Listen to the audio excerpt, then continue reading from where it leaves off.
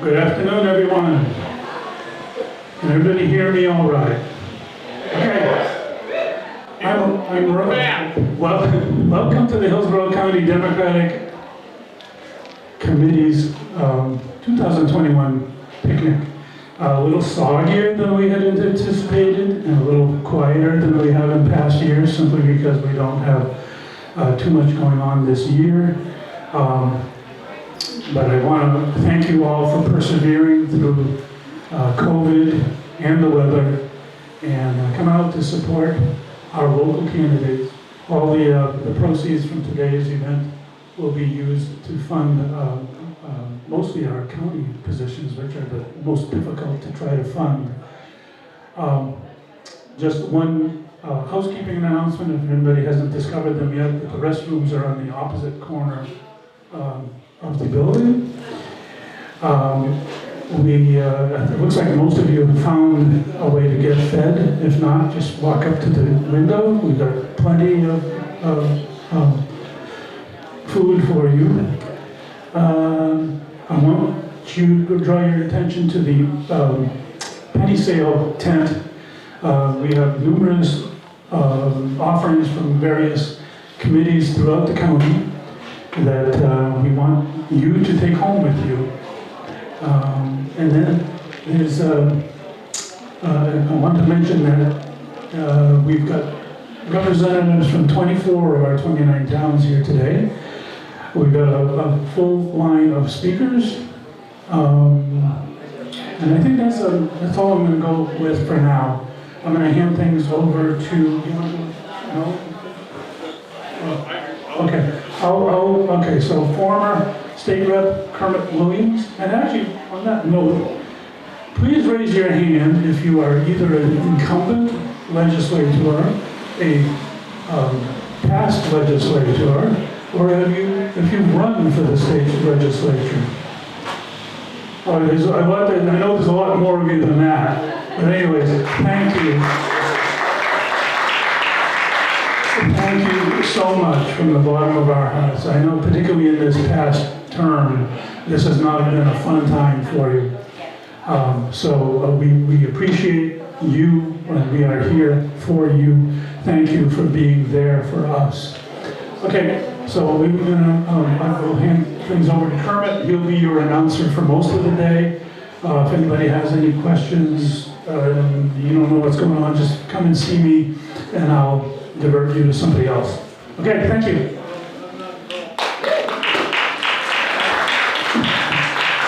So thank you all for coming.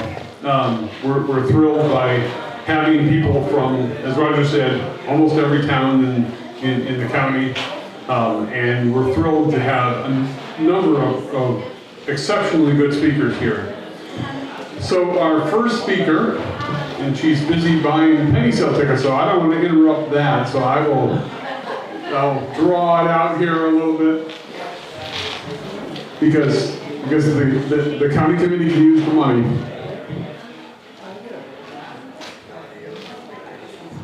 So our first speaker is Melanie Levesque, and Melanie is from Brookline, and she was my colleague in the New Hampshire House of Representatives. And then she represented the 12th district in the state Senate, where she was the first African-American senator ever. See, it only took us 234 years to get some equality. She's now the Director of Outreach for the NHDP. Please give a warm welcome to Melanie.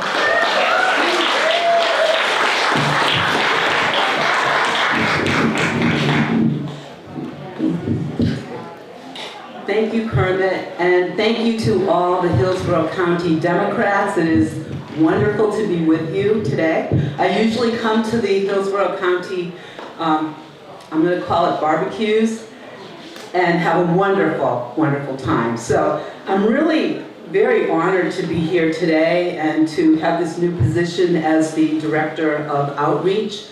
Ray Buckley actually called me a couple weeks ago and he said, I've got this crazy idea. And we sat down and we talked to each other and he talked to me about his crazy idea. And I realized that it's what I've been doing for probably the past 20 years plus.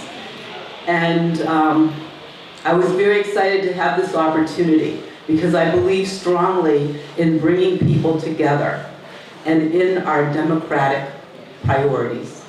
So what my role is as the Director of Outreach is to, once again, bring people together, but also to build our caucuses and our groups, and to be able to communicate our message, not just with messaging, but with social media and sharing ideas. So I'm sure a lot of your groups have some really interesting things that you're doing, and to be able to share those with other caucuses will only make us stronger. And the whole goal of this is to win, not only in 2022, but well beyond, okay?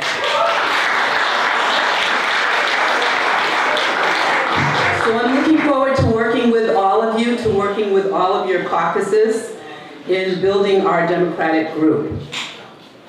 You know, I just want to acknowledge that the past 4 years have been, well, the past 5 years actually, have been really tough. We are all exhausted from having President Trump to having a year of Republican leadership in New Hampshire.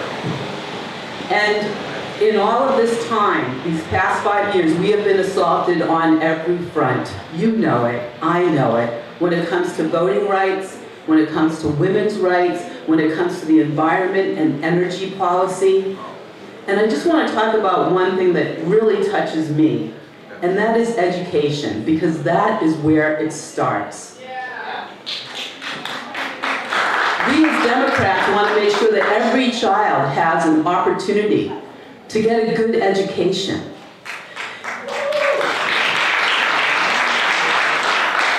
But with these Republican-sponsored, let's see, I had a really good way of putting this, taxpayer-funded savings accounts for charter schools and home schools. This will definitely raise all of our taxes, and people need to know it. So, we have a lot of issues that we're dealing with, but I think the important thing is that we must stand united. There's a lot of forces that are trying to pull us apart, and you've heard of that saying, stronger together. Well, the opposite is weaker when we're divided. And we don't want to be weaker. We want to be stronger, so let's work together. So I just want to say that Chairman Buckley has put together a great team, and I'm excited to be working with them, and they're excited to be working with you. We have Ryan Mahoney, who was our former executive director, and he's going to be focusing on promoting the House and Senate roles. And I said former executive director, he was an interim. We also have Mike Parsons, who's doing hard work on the special elections and getting people elected from every level, not just state rep, but for city council, for mayoral races. We are going to win from the bottom to the top of the ballot.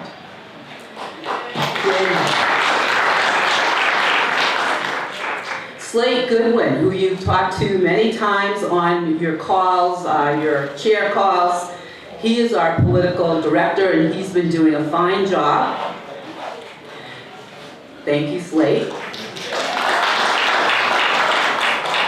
And it gives me really great pleasure to introduce our new executive director, Troy Price. And before you come up here, I just want to say all the great things that he's been doing. He is quite amazing. So, according to Wikipedia, Troy Price is an American political strategist and LGBTQ rights advocate who served as chair of the Iowa Democratic Party from his election in July 2017 until his resignation in February 2020. Price worked in the administration of Iowa Governor Chet Culver and later served as press aide for Tom Vilsack. Price served as Iowa director for Barack Obama, the 2012 presidential campaign, and for Hillary Clinton in 2016. So we know that we have a formidable new executive director, and it gives me great pleasure to welcome Troy Price.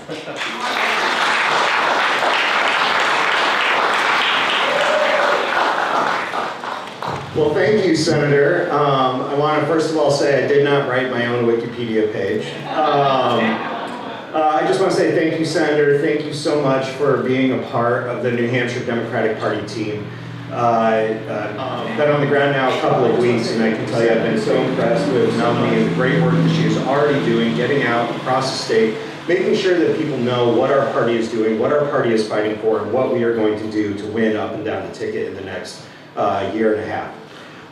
So as I mentioned, and I also want to thank Roger and everyone here with the Hillsborough County Democrats for having me out today.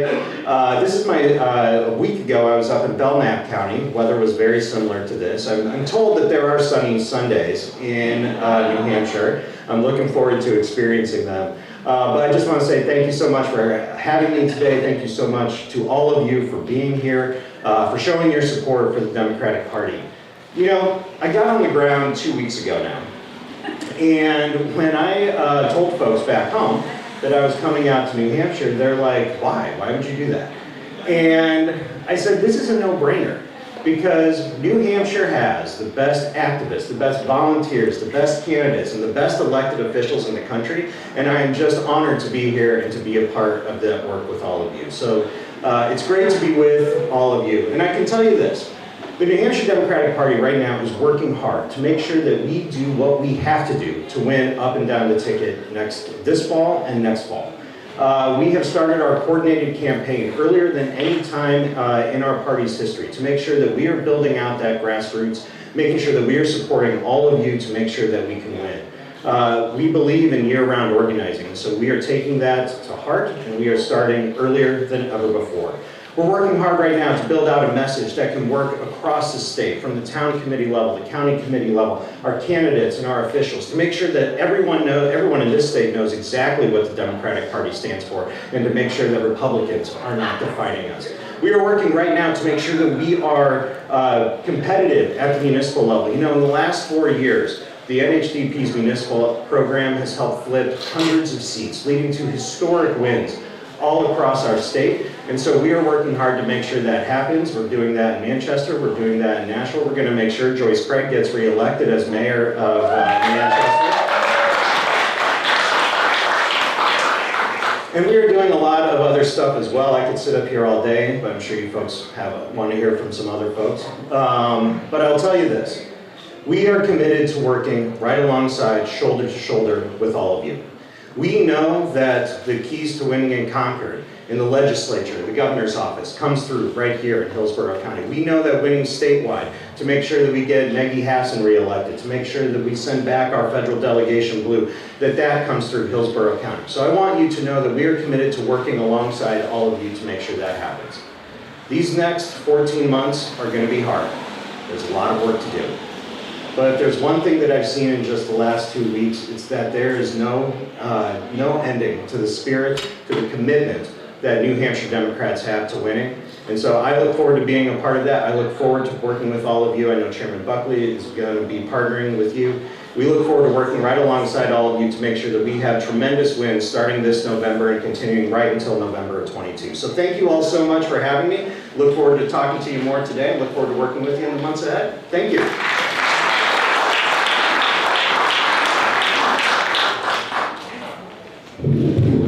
So I'm sure we'd like to all welcome Troy to New Hampshire.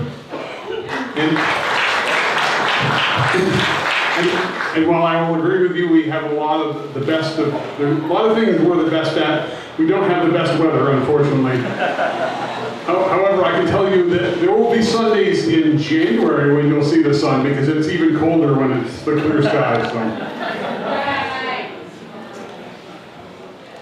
So our next speaker is Joyce Craig.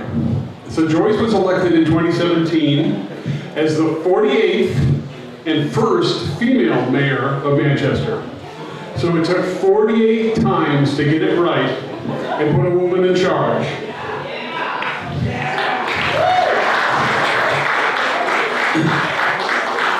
So Mayor Craig has led Manchester through the COVID pandemic and the many other challenges that come with being the largest city in New Hampshire. And she is running for re-election for her third term. Please welcome Joyce to the country part of Hillsborough County.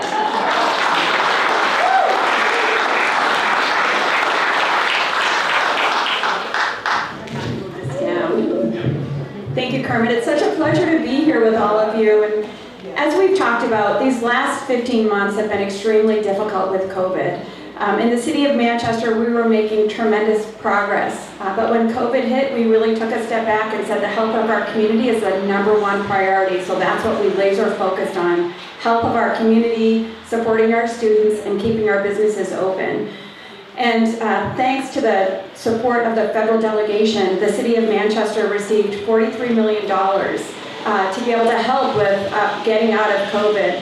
And what we did was we put together a comprehensive, evidence-based plan to utilize those funds, focusing on many of the challenges that we have, not only in the city of Manchester, but throughout our state. We put $3 million toward affordable housing, which is desperately needed in Manchester, throughout the state, throughout our country.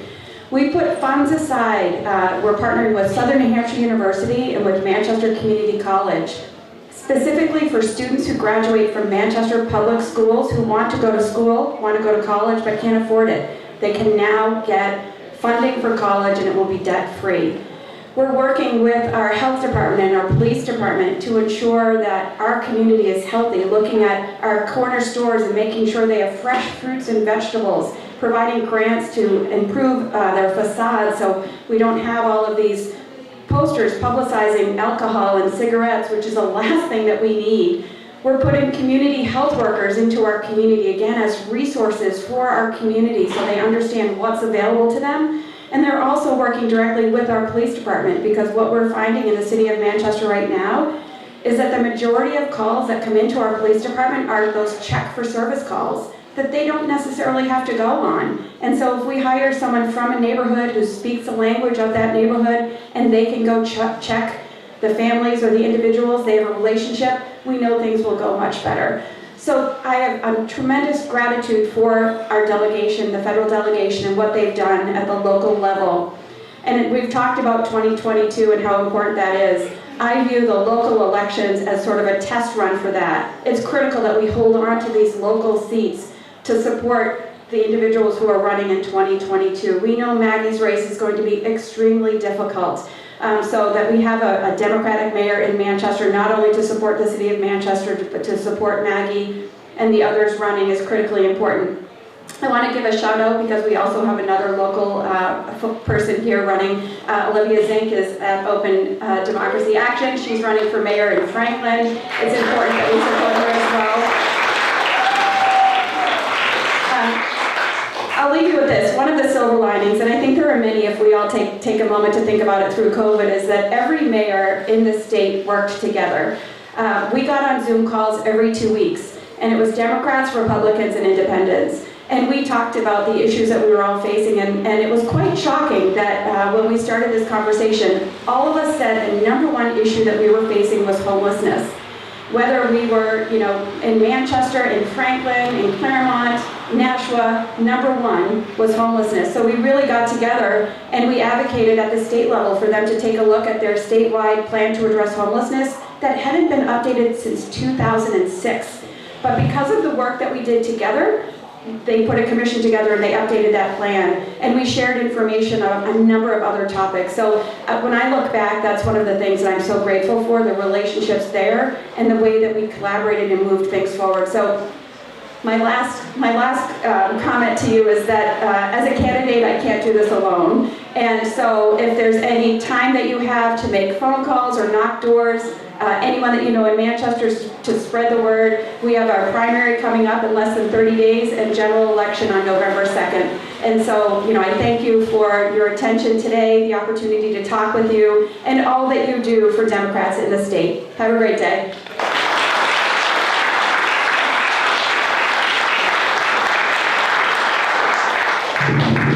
Thanks, Joyce, and good luck.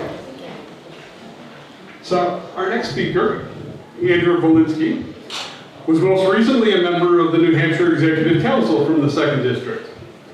But more importantly, he was the lead counsel in the Claremont decision, where the New Hampshire Supreme Court held that our school funding system was unconstitutional. Unfortunately, it's still unconstitutional, and getting more unconstitutional with each new Republican change.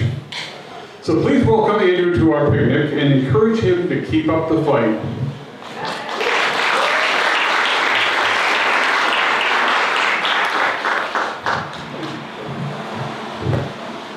Hey everyone. Thanks. Better if I turn it on? There you go. Hey everyone. Thanks for turning out on this misty day. It's pouring in Concord. Thanks everyone who worked so hard to get this together. We've seen in the organizing for this event and many others the importance of allowing town chairs to participate in New Hampshire Democratic Party politics. So let's get the town chairs the right to vote and make the Democratic Party a little more democratic. So I've been busy making good trouble as best I can lately. I've had the good fortune to represent the folks who were arrested at the State House protesting against this immoral, awful budget. So let's hear it for the protesters first of all. So this is a budget that has all of our priorities backwards, that elevates issues that should not be in the budget to a place that complicated the entire budget process. So many people have talked about, I'm sure people today will talk about the attack on abortion rights that are in this budget. I'm going to leave that to some others. This budget was Sununu's opportunity to cancel the only tax on rich people in New Hampshire. So let's see how that works. Sununu canceled the interest and dividends tax, which according to the New Hampshire Fiscal Policy Institute saves $8,000 a year for anyone making $1.5 million each year. So everyone who's making $1.5 million, let me see your hands. No. So we are going to get about enough for a Dunk's extra light, no sugar out of the cancellation of the dividends and income tax. We need to talk about how Sununu is pandering to the wealthiest people and ignoring the needs of the state. The other thing that's in this budget that we should be talking about is the Divisive Concepts Law. That is a law designed to do two things, as I see it: protect white supremacy and terrorize teachers. And we can whine and complain about it, but I think the best thing to do in response to the Divisive Concepts Law is to teach against it. And so everywhere I go, I'm talking about the things that our public school teachers probably can't talk about. So 1620 was when the Pilgrims landed, the Mayflower, the whole thing. 1619 was the first documented sale of kidnapped people from Africa into slavery. They were here enslaved before that. 1619 is the first documentation for it. So 1619, move forward to 1642, 24 years later, 23 years later, there's all of a sudden a problem of children born of rapes by slave owners raping black enslaved women. And so the great men of the Virginia Assembly got together. What are they going to do about this problem? Well, they could have outlawed rape. They could have said your father was free, so you're free. But the great men of Virginia didn't do that. They said you follow the slave status of your mother, and thereby creating the U.S., what became the U.S., intergenerational slavery 200 years brings us forward to the Civil War in Dred Scott, where enslaved people were not treated as people, they were treated as property. Plessy versus Ferguson, separate but equal. Following on Kermit's note, I've lost where Kermit went.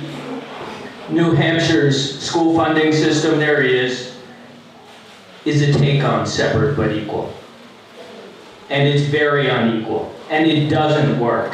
And that's why when we have people coming before us to talk about how they're going to work hard on education, they're going to fix things, they're going to get us more money, we need to ask, what are you doing to change the underlying system? Are you going to be yet another politician who takes the pledge not to talk about real sustainable solutions? That's what we need to be asking. I hope you'll join me in both teaching in against the Divisive Concepts Law and asking your political leaders to do the right thing and fight the system that creates two very separate and very unequal school systems in New Hampshire. Thank you for being here.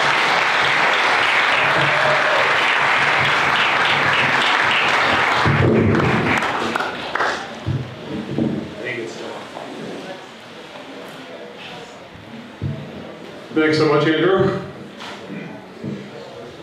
So our next speaker is Donna Susie.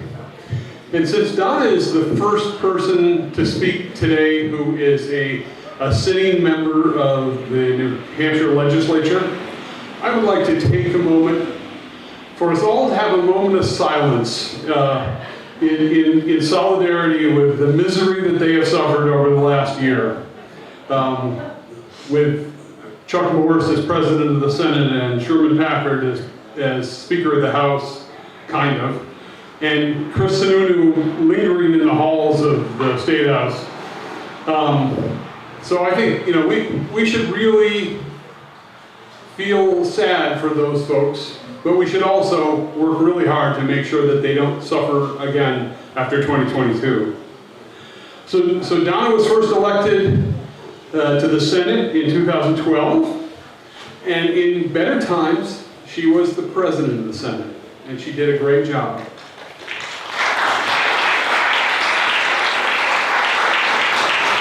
And it would be one of my fondest wishes to see you back in that seat. So, Donna, please.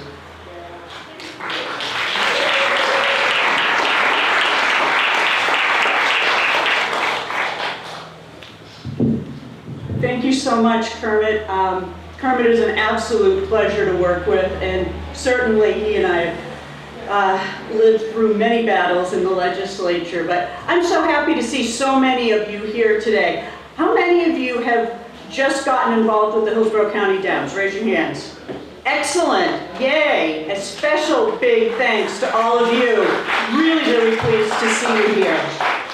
So as Kermit said, this past year has been a bit challenging. The legislature has done some things that I would say aren't just bad, they're abhorrent. But most importantly, they're things that really do not reflect the values of the people of the state of New Hampshire. Let me just give you a few examples. One, you heard Andrew Bolinsky talk about critical race theory. Critical race theory is a gimmick. It's a way for Republicans to promote white supremacists, who are the people that elected Donald Trump, and it's a way for them to placate some of their far-right, conservative and downright racist voters. But the fact of the matter is, what it does is it tries to erase history and tries to keep our teachers in our schools from talking about what history is and how we as a country have evolved. Just here today, there are people of color, there are people from different countries, there are people whose origins date back centuries to various places throughout the world. And on the one hand, what the Republicans did was try to erase that and get us to stop talking about it. On the other hand, what we need to do is celebrate it each and every day. Because we know it's our diversity that makes us stronger, that makes us better. Another thing the Republicans did this last time in the budget was to create an education voucher system. Now, why is that terrible? Well, it's terrible because it's using your tax dollars, my tax dollars, to fund private schools. And it's siphoning off children from our public school system. And what that does in turn is mean that our public schools have less money to spend each and every day. And as all of you know, if you have children that are in school now, if your children are grown up and have children of their own, you know that our public schools need resources. And you know that particularly this past year, at no time have we seen our teachers rise to the occasion and serve the public like never before. So instead, we should be rewarding and ensuring that we're fully funding public education. And let me just mention one other issue, because I could stand here for hours and talk about some of the horrible things. But the other horrible thing is what the Republicans did to women's reproductive health and to abortion care. Now, here in the state of New Hampshire, and I'm born and raised, I born in Manchester, grew up here my entire life. Even when New Hampshire was a bright red state, there's one thing I could always rely on, and that's even when Republicans were in control, they were generally pro-choice, because they were generally living up to our motto of live free and die, let people live their lives and make their own decisions and have their own autonomy about bodily decisions. Now, for some reason, that's gotten turned on its head, because whether or not you wear a mask is considered bodily autonomy by the Republicans, and whether or not a woman chooses to make the most personal decision possible, well, that's something they need to get involved with. So what the Republicans did was create a 24-week ban on abortion. Now, why is that so horrible? You know, the Republicans say, oh, this is about late-term abortions and people making decisions, women and families making bad decisions. Actually, it's the opposite. It's about people that families, women, in many instances have tried for years to become pregnant and have finally realized that dream, and because of their own health, because of the health of the fetus, find out that the pregnancy really isn't viable. And this is very late in a term that this is found out.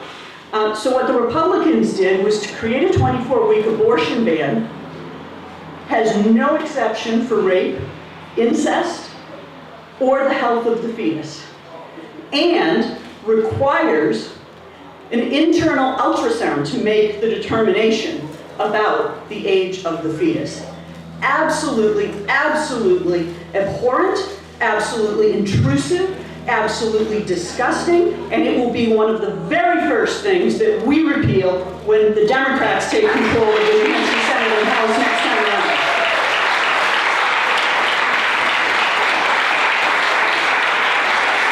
So I don't want to be up here and be the Debbie Downer and tell you all the bad news, because there is bad news, and as I said, I could go on longer. But what I want to leave you with is hope. And there's hope here today because so many of you on a rainy Sunday afternoon are taking your time to be here. There's hope because we have an opportunity to reclaim control of both the House, the Senate, and the governor's office.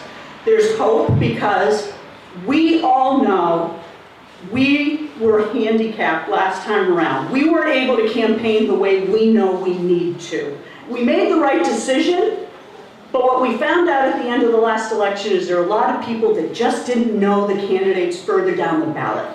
And that's because we weren't able to do the door-to-door and to have these types of events where we have the neighborhood conversations and people just get to know who you are.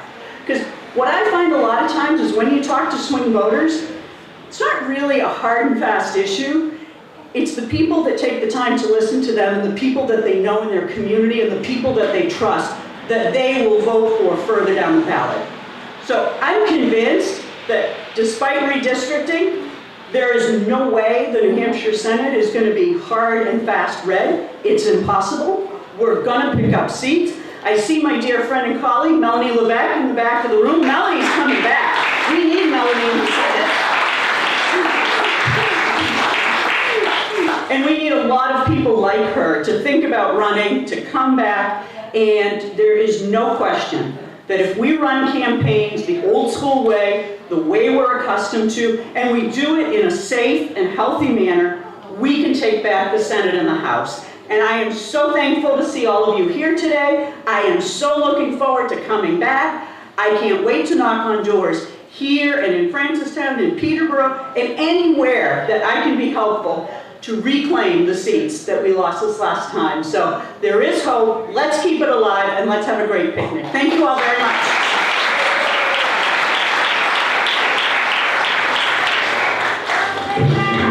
Thanks so much, Donna. So in keeping with the theme of people who are currently serving in the legislature, I want to bring up Manny Espida. And Manny is currently serving in New Hampshire House. And well, we talked about how bad Donna had it in the Senate. I think as a former member of the House, I can tell you that the real crazy Republicans are in the House. So Manny is the Northern Regional Director, Run for Something. He's also president of Young Democrats, New Hampshire Young Democrats. But Manny has lots of jobs, but his biggest job, I think, is Republican tormentor. So we know the Republicans are afraid of Manny because all you have to do is read their Facebook posts about him. So encourage Manny to keep that fear growing and welcome him to our picnic. Thank you, Manny. Hey everyone, it's nice to see you all. So many friendly faces. My name is Manny Espida. I use pronouns he, his, him, and I am a lot of things. I am the president of Hampshire Young Dems. I also am, but I am a state representative as well. And you know, looking out, I get the front row seat literally in the Sportsplex to see all these horrible things that are coming out from the Republican legislature. It's been a tough year. And I think, 2020 was a rough year it was a great year for Joe Biden, but it was a rough year for us down here in the state level. We lost elections we could have won, like Senator Susi was saying, because of our inabilities to knock on doors, to talk to our neighbors. We lost races that we could have won that were lost by 7 votes, 17 votes. And so, we are, and now the Republicans are leading as though they have a mandate. Like they've won 100 seats and they're fully in charge, but they are unhinged is what I would say. It is absolutely horrendous to sit there and just watch some of the bills that are coming out, and especially all culminating in the budget, HB2, which included a bill around divisive concepts, included repealing the interest and dividends tax, it included the defunding of our public schools through school vouchers, it included the, what am I missing? Oh, and obviously the abortion ban, and it included a number of other things, also decreased funding in education in general. So it was incredibly disheartening. You saw a lot of Republicans saying, well, there's some bad stuff in there, but there's a lot of good stuff. So, this is morally reprehensible, but I'm not, we're gonna vote for it because there's some good stuff in there. So this year, we're gonna be filing a lot of legislation that's gonna be much more, taken out of it. So we're gonna file a repeal of these divisive concepts, and we're gonna see, where do they stand? Do they stand on, trying to make sure that teachers cannot be teaching students history of our country and of our world? Are they gonna stand to make sure that, with these terrible people who are calling us, anti-white, which is opposite from the truth. And if anything is isolating for the people who are out there, the people of color, our LGBT members, our friends with disabilities, like all of us, we feel isolated when we look at this horrible legislation coming out. So, we're going to be filing that this year to make sure that, in September in OLS, so we'll make sure that folks, that they get the vote on record and to make sure to see where these Republicans stand. So with that, we need y'all. I think as the president of New Hampshire Young Dems, one of my key roles is I recruit, I talk to young people and I tell them we need y'all to run. So, we lost our majorities by a slim margin, but y'all are out there and y'all know that y'all can win this. So please, please continue the fight on the local level, and please, if anything, make sure you pay attention to your select board races, your school board races, because if anything, that is what the Republicans are targeting now, and they are putting money into it. They are funding these candidates who are coming out and saying, who are anti-mask, who are anti-vaccine, who are anti-trans. who are anti, this critical race theory. So they are basically funding these folks. So we need to stand up and fight against them. We have to make sure we run in these local campaigns. So please, I know 2022 is going to be more important on the federal level, but we need to also, town meeting day is coming up too. So focus on, let's make sure we elect Joyce Craig and all our 2021 candidates. But come February, March, town meeting day, make sure y'all file to run, and then let's make sure we retake the House, the Senate, the Executive Council, and our governorship next year. So thank y'all, and make sure y'all run.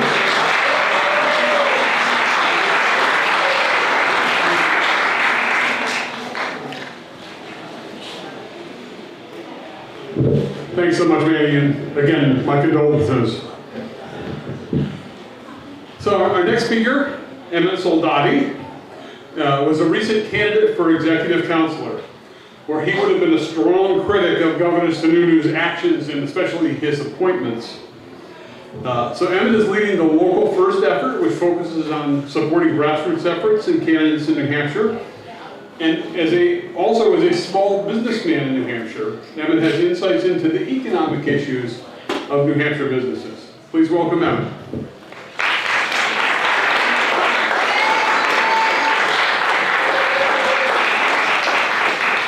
Thank you, Kermit, and thank you to Hillsborough.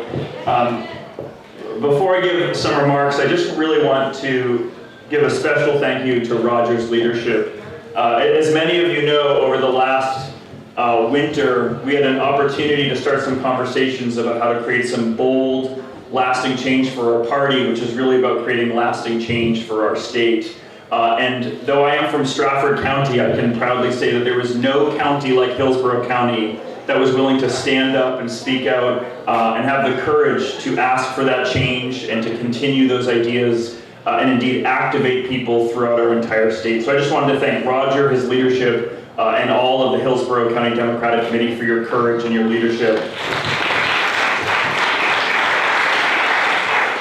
So I'm from Somersworth, New Hampshire. It's the smallest city in the state. You probably, if you have followed any of my activities, hear me talk about that a lot. And you might wonder why a community of 11,000 people is a city and not a town. And as I was driving over here, I was thinking about a story that I recently read from a Dartmouth graduate that wrote a dissertation on Somersworth. Somersworth is a mill town, like many communities in New Hampshire. And we used to be a town. It used to be called Great Falls. And in the 19th century, in the 1800s, the Great Falls Manufacturing Company, a big textile operation, was booming. And my community of Somersworth owes a lot of its success to the industry of the Great Falls Manufacturing Company. But they didn't feel that Somersworth, then Great Falls, was doing enough for the corporation. They wanted more right-of-way access to use the railroad. They wanted to be able to cram more French-Canadian immigrants into small mill house buildings. And the townspeople of Great Falls didn't help. They didn't support those initiatives. And so the executives of the Great Falls Manufacturing Company came up with a brilliant idea. They said, we're going to turn Great Falls into a city.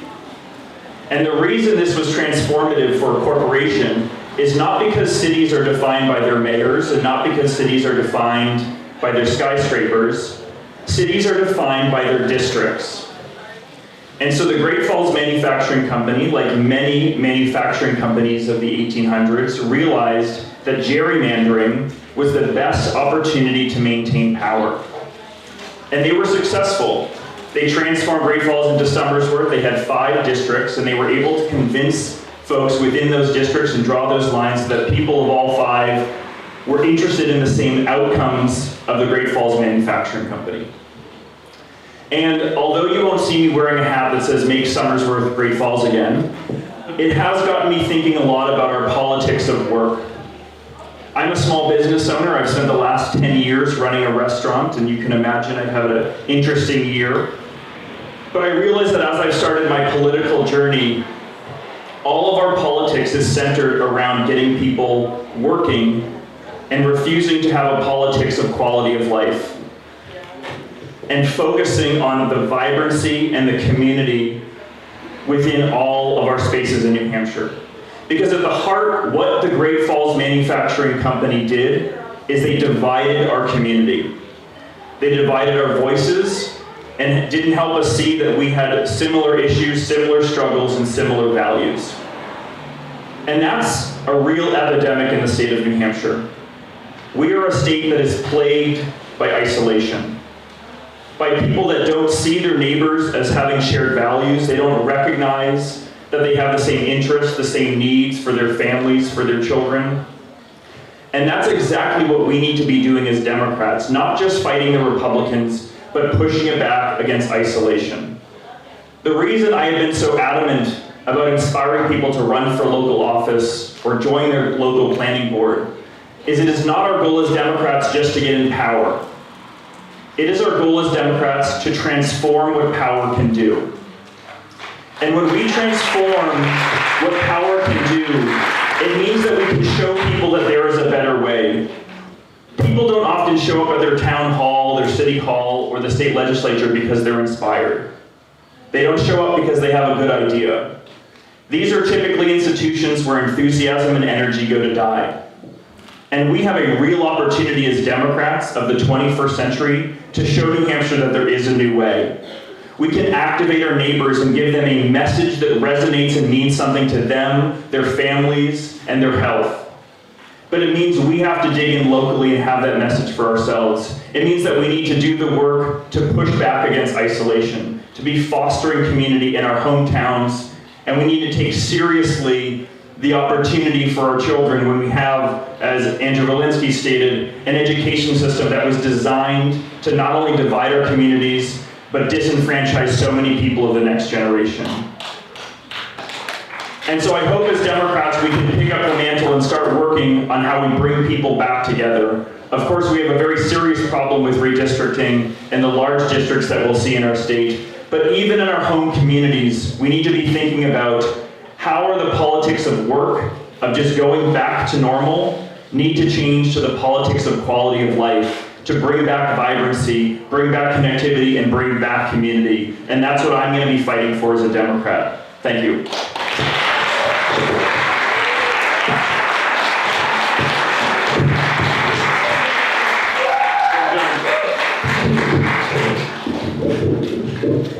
Thanks, Emmett. So our next speaker is Joel Huberman. And so Joel is here speaking on behalf of Citizens Climate Lobby. Joel has a PhD in biochemistry, so you can be sure he has an academic view of the science of climate change, which happens to be a subject that Louisiana is learning right now. So please welcome Joel to our picnic.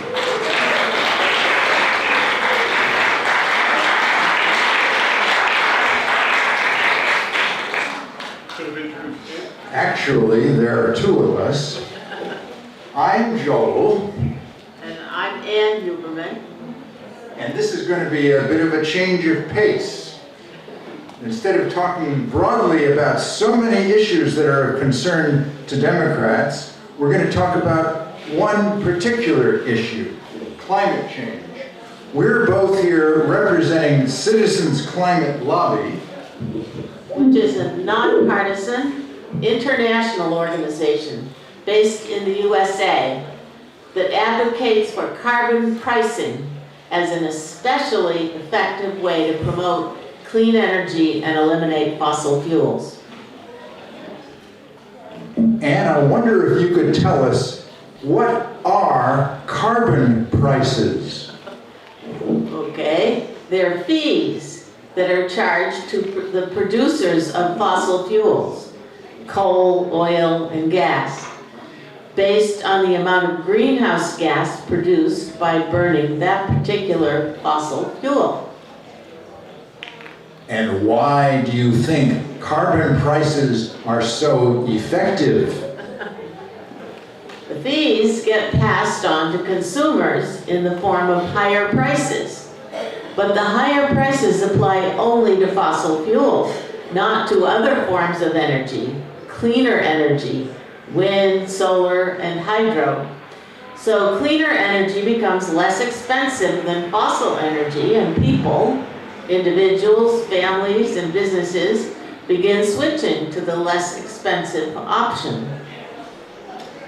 Indeed, I am a penny pincher myself, and so I would certainly switch if I could get the same product of equal quality for a lower price.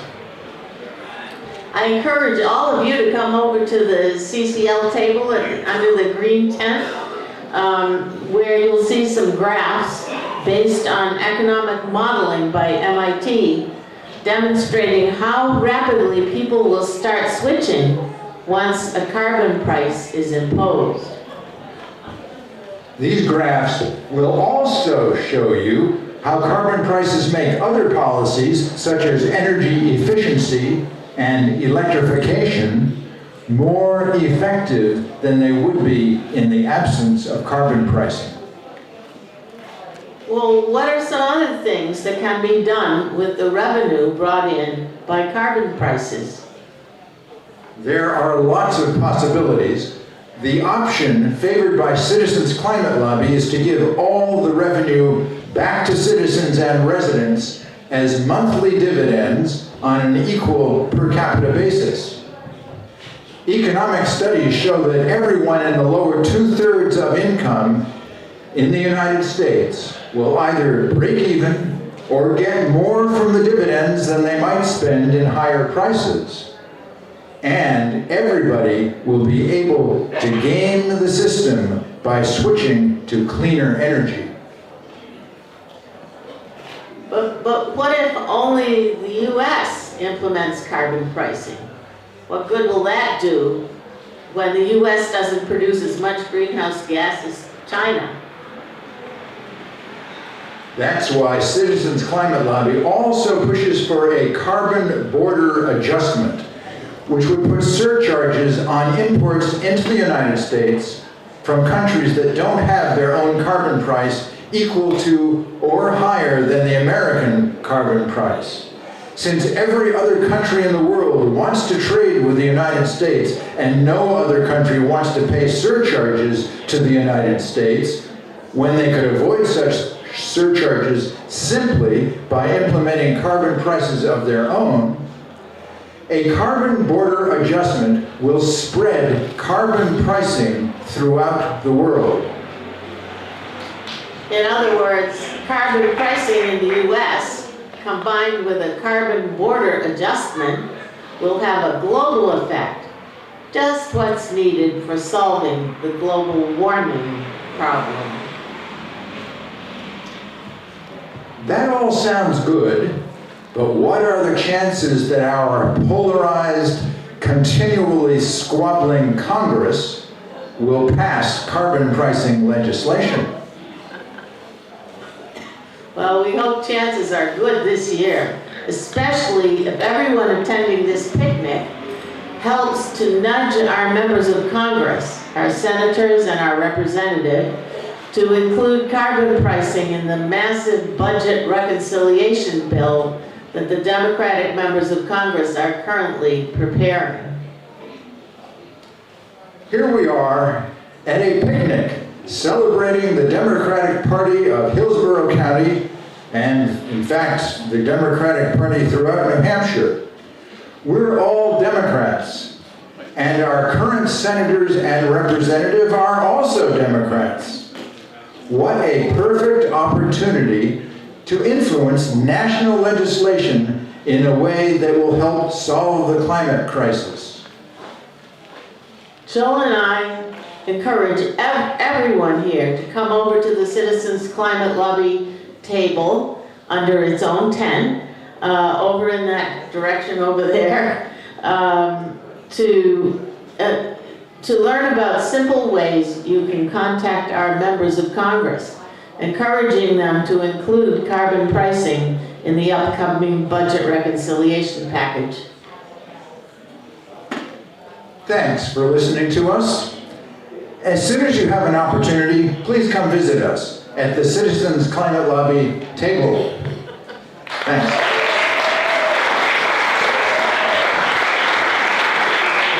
We had high hopes that we could get some or all of our federal representatives to attend.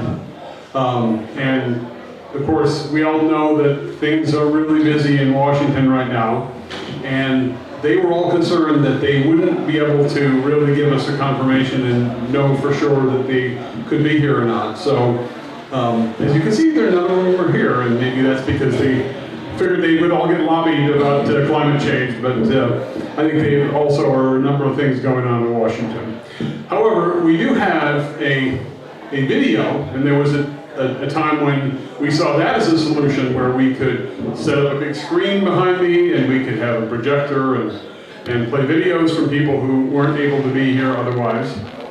But the logistics of that are kind of tough, and so what I'm going to do here is to play the audio of the video from Senator Hassan, who was kind enough to make this for us. And of course, Senator Hassan is running for re-election in 2022, and I know you're all going to vote for her, but I hope you'll also all be willing to work hard to get her elected so that we don't have Senator Sununu. We've had that name before in New Hampshire. We don't want it again. So our next speaker is Steve Marchand, and Steve was mayor of Portsmouth and a recent candidate for governor of New Hampshire. And I can tell you, in my personal opinion, if Steve was governor, New Hampshire would be in a much better place right now.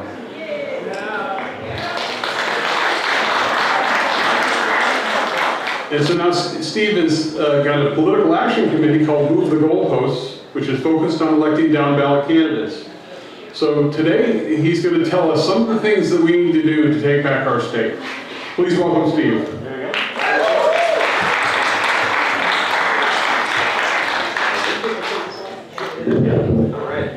Okay, hello. How's everybody doing?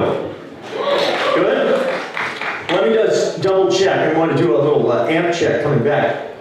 How is everybody doing today? Good, all right. So, I'm going to be honest with you guys. And pardon my French. The last couple of years have sucked. It has been a difficult time for virtually everybody, regardless of your party affiliation. It is difficult sometimes to keep your juice up, to keep your energy up, to keep your motor running. And I think that even now, as we're in the early stages of this next 4-year cycle, and we don't have presidential candidates coming, but this time for a good reason, because we got the presidency, that's a good thing. But it means that in the aftermath of, frankly, some disappointing times down ballot in 2020, this is exactly the time to ask difficult but necessary questions, because this is the time when you can get to work. The time to get to work is not going to be September of 2022. It's right now. In fact, it's yesterday, and the next best time is today. And so here's the thing. If you guys know me, I'm a New Hampshire native. I was born 47 years ago in Manchester. Mel Thompson was my governor when I was born. And here's the thing. I call it Move the Goalposts, the Political Action Committee, because somehow in the almost 50 years since I was born, when Mel Thompson was governor, somehow the goalpost that he and others of his time set have remained largely in the same place almost 50 years later. And the debates that we have, the definition of progress or regression, are remarkably similar to what we might have said in the 1970s. So the job for us is to move the goalposts so that we can define success not relative to what we're used to, but in absolute terms. What is success? What makes us a better state? What makes your community better off? Joe Biden, I love Joe Biden. Joe Biden is one of the most quotable people because he's said so many things.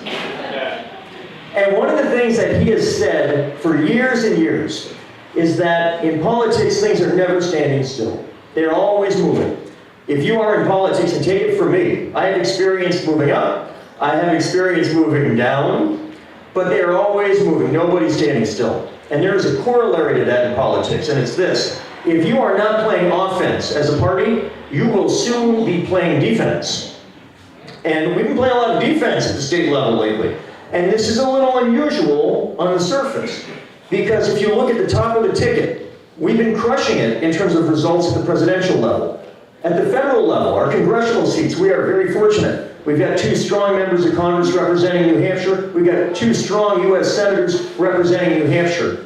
And we have won the presidential, I believe it's 7 of the last 8 general elections. That is amazing news, and something that when I was a kid in Manchester growing up in the 70s and early 80s, the idea that in New Hampshire, Democrats would much more often than not be winning top of the ticket federal races would have been unimaginable. And that is remarkably good news. It is part of how we contribute to the betterment of the country. At the gubernatorial level, generally, it's been pretty good news too over the last 20 plus years. Last couple, not so much, but over the last 25 years, it's been a lot better than worse in terms of Democrats being in office. So how is it possible that everything I just said to you, that I presume you would agree with, can be true? And yet at the same time, down ballot, we are in a position where the Speaker of the House, Sherman Packard, said after the budget was passed a few months ago that it was the most conservative budget passed in the state of New Hampshire in 50 years. That's what he said. 50 years. You mean like when Mel Thompson got elected governor? That's what we're talking about. And the reason is this: how is this possible? The top can be so good, and down ballot can be so challenging. And this is sort of one of the lessons. If you remember one thing from what I say today, let it be this: if you are not playing offense, you will soon be playing defense. And if there's one thing the New Hampshire, and I would argue National Republican Party do quite well, is when they get an inch, they play offense. It is the reason why Merrick Garland is not a Supreme Court justice. It is the reason why Amy Barrett is a Supreme Court justice. It is relentless offense. And at the state level, I want you to think about this. This legislature, with a narrow majority in the House and Senate, was able to push more over the finish line in their direction, move the goalpost further to the right, you guys, to the right, than Bill O'Brien did when he was a speaker. Now the big advantage we had was John Lynch was governor and could veto some of the worst things, and we're glad he did. But the reality is that up to this point, Republicans in New Hampshire are generally not paying a big enough price for doing things that are moving goalposts to the right of what Mel Thompson set them at when I was born 47 years ago. If you think about reproductive rights, they're actually pushed. We are now the most anti-choice state in the Northeast U.S. For a state that polling shows is one of the most pro-choice states in America.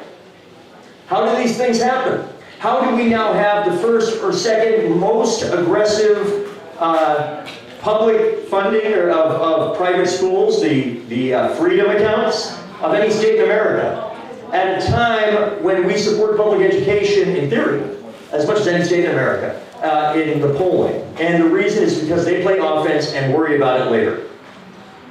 So what I'm worried about with my PAC is trying to get down ballot candidates to think about 3 things, and I will do whatever I can in the 18 months to come and the cycles beyond that to help us get there.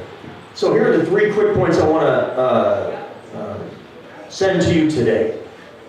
Number 1 is we need to make sure that people stop thinking of Chris Sununu as the driver of the New Hampshire Republican Party. He is not. He should not be the face of the Republican Party, because the people that he is most afraid of, those are the people that are the face of the Republican Party. Anybody know who Mike Sylvia is? He's a state rep from, I believe, Belmont, up in Belknap County. Anybody see in the last few days what he has said? Crazy. Crazy. He has said the problem with an anarchy-styled agenda is that the sheep, you know, people like you and me, he calls the public the sheep, will figure it out if they are too explicit and aggressive in their free state agenda. The majority leader is Jason Osborne. What he is doing better than Bill O'Brien is he is staying quiet publicly. They do the stuff that is changing the nature of this state in a free state project direction. And then they are, by and large, going back in, unlike a guy like O'Brien, who was glad to appear on your TV show or your radio broadcast. His exposure of who he was one of the things that allowed us to flip that thing back in 2012. This group is a little more savvy in that regard. We have to work extra hard in order for people like Jason Osborne and Keith Ammon and Mike Sylvia and Diane Kelly. It's a long list, folks. These are the people. This must be one of our main jobs, is to redefine the Republican Party for what it really is. It's the party of the Free State activist. It has been taken over.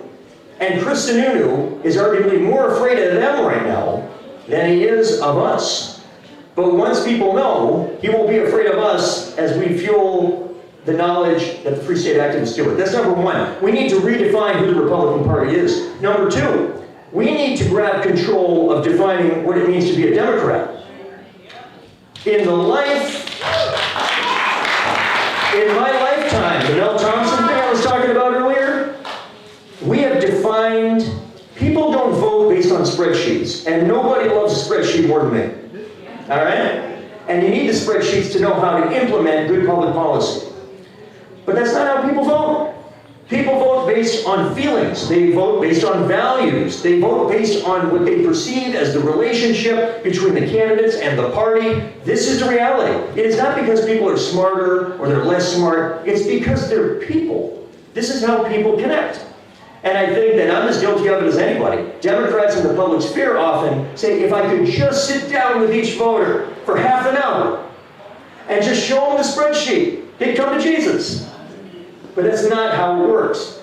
And so we need to define ourselves using a handful of values that we then back into with specific policies. Let me give you 2 words. And they're words, but man, they mean everything. If you look at the history, the recent history of American politics, the Republican Party, the Democratic Party, basically it is a battle between 2 values that at times we can go back or forth. It's about freedom and fairness. And if you think about it, when the country feels like it's going too far in one direction, we sometimes will quickly veer back in the other direction.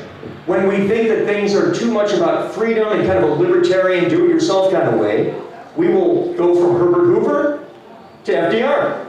And when we feel like it's gone too much in the other direction, we'll go from Jimmy Carter to Ronald Reagan. And the country just bounces over the course of most of our history between fairness and freedom, as if you have to pick. But when the Republican Party of the last 50 years of my lifetime in this state have largely been able to grab by the throat the definitions by New Hampshire standards of freedom and fairness. So what is freedom? They say freedom is that you should be able to send your kid to any school you want, by the way, using public money, irrespective of your means of paying for it, irrespective of the damage it does for all the kids that are left behind. That is freedom. That's what they call freedom. Freedom is being able to take your gun anywhere you want, anytime you want, no questions asked. That is freedom. So let me ask you a question. Do you feel freer when you have to worry about sending your kids to school because a gun could be showing up around any corner? When your kids are asking you whether or not you can guarantee to them that there will be peace and a lack of violence and a lack of gun violence in their school? I got 2 girls.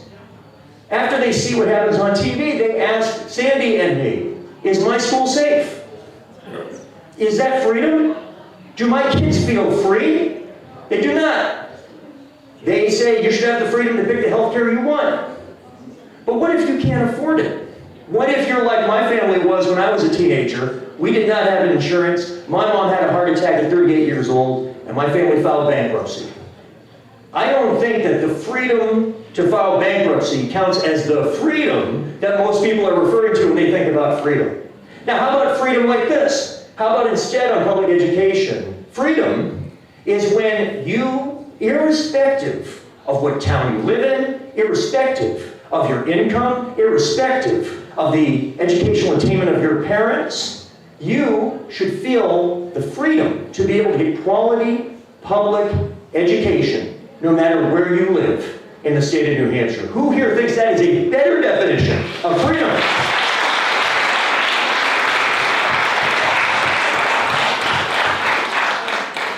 This is what I mean. And fairness, well, time is limited, and I don't want you all to feel like you're going to have dinner here as well. Freedom and fairness. Why, whether we have meant it or not over the course of my lifetime, have we at the state level and too often at the federal level given away the definition of freedom and fairness to the folks on the Republican side of the aisle? When they own both of those words, it means that we are relentlessly playing defense. And when you're not playing offense, you will play defense. So number one, we got to define Republicans for what they really are in this state. The party of the Free State Movement. Number two is we need to play offense on who we are, not based on the goalposts that were set by Mel Thompson and if anything getting pushed rightward on guns and education and abortion and on taxes. Are you guys happy that on taxes, freedom is we're going to eliminate the interest and dividends tax over the next 5 years? Were y'all worried when you talk to people in your homes, in your districts, in your communities, and they're like, man, that tax burden is killing me? Were they talking about the interest and dividends tax? No, they were talking about property taxes. But how come for 50 years, when Republicans in New Hampshire say, we are the party of low taxes, they meant state taxes. They never talked about local property taxes, which is the dominant tax most of you and your neighbors will pay. Because they've defined those two key words. The policies come from the emotions and the values, and we need to start with that. And then the third thing is talent. I have coached youth sports for years. I love my kids and I love sports, and it was a way to do both. Now they don't listen to me, so I have to find other people's teams that I can coach. Whatever. At any rate, but one of the things, you can be a great coach. You can have a great game plan. But at the end of the day, I've seen it too many times in girls basketball. You know what it is? The team that has the best players typically ends up winning the game most of the time. If you're going to bet money on which team's going to win the game on TV, bet on the team with the better quarterback. Who's got more raw talent? You can coach up so far, but man, talent does a lot of things. The New Hampshire Democratic Party needs to, not after redistricting. Okay, we're not going to wait. That's a defensive posture. Not depending on who raises their hand and says, well, I'll do it. Not next September of 2022. Today, yesterday, the day before, whatever day, now is what I'm telling you. Needs to say to yourself, in your community, maybe it's you, maybe it's in your town, in your district, people you know. We need maximum raw political talent in the New Hampshire Democratic Party's pipeline. Raw talent. Raw talent draws other candidates to run. Raw talent draws money into the party. Raw talent excites the base. Raw talent draws media attention, which earned attention. That is where it starts. It's not where it ends. But if you don't start by saying every day when you wake up as a party, where is the maximum raw political talent and how do I get she or he into the ballgame at whatever level you get them into? That's what it's about. And for me, with this political action committee, I spent 20 years in New Hampshire around in politics. I've won, I've lost, I like winning way more than I like losing. And it is never too early to start that process, but it begins with the recruitment of talent, giving them the tools, the resources, the messaging, the policies to push them from there. Define who the Republicans are for real. Define who we are for real. And then find the talent after we've successfully done those first two things. That's what I'm going to be working on. I love you guys. There are a lot of people here I haven't seen in almost 2 years. This was one of the friendliest places for me when I ran for governor. This is not words, I mean this.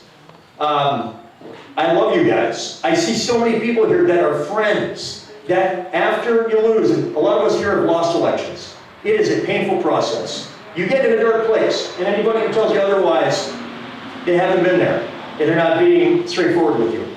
It is a difficult place for yourself, for your family. You doubt your abilities. You doubt what you are capable of doing to help because you spent so much time and then it didn't work out. The thing that lifts you up are your friends. They are people that you've built a relationship with. And then the pandemic happened.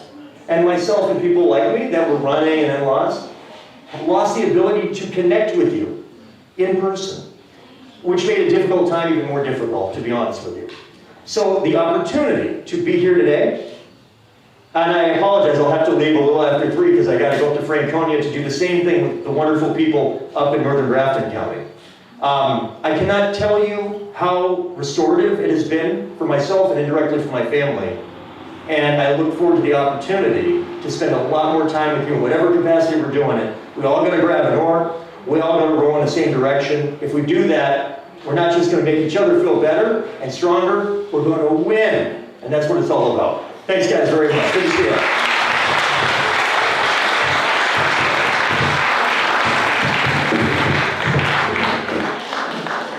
Great speech, Steve. I still wish it was a State of the State address instead, but this was a good substitute.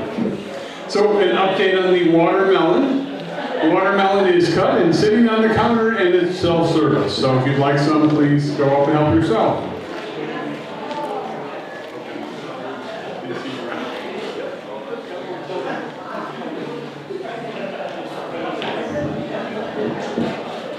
All right, so our next speaker is coming our way. This is Dan Weeks, and I'm sure a lot of you know Dan. So Dan is currently Vice President of Revision Energy, and Revision seeks to accelerate the clean energy transition, which is something that would be important for all of us. So prior to that, he was Executive Director of Open Democracy and President of Americans for Campaign Reform. And together with his wife, Cinvisa, he's raising 3 kids in New Hampshire. Please welcome Dan to the picnic.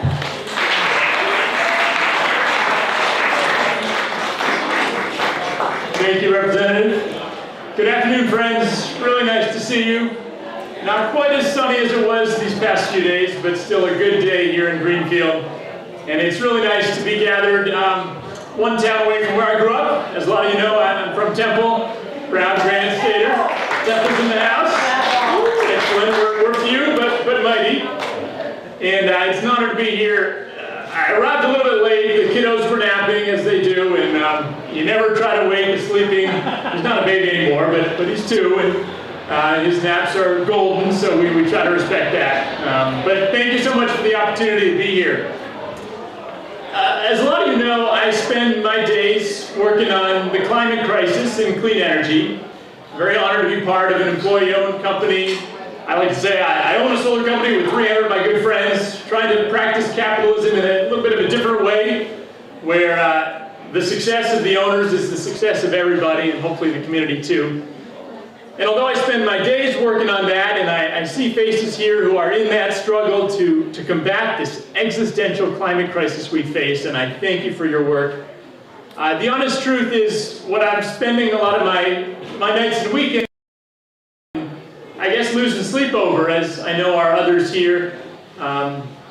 Wonderful to see my friends, former State Senator Melanie Levesque, a leader in this space, and others, is the challenge, the sin, I would say, of systemic racism, which our party has been trying to do its part to combat, but boy, have we had some headwinds in Concord.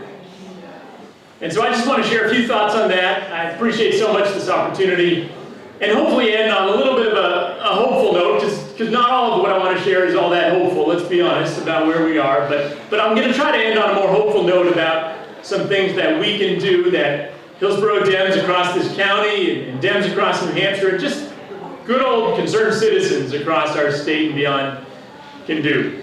And I want to start with a quote that a few of you might have heard me say before. Part of my roots are in Concord, Mass, and one of our great American figures of literature said these words, and they spoke to me the first time I heard them. That's Ralph Waldo Emerson. Very simple. He said, "People wish to be settled, but only insofar as they are unsettled is there any hope for them."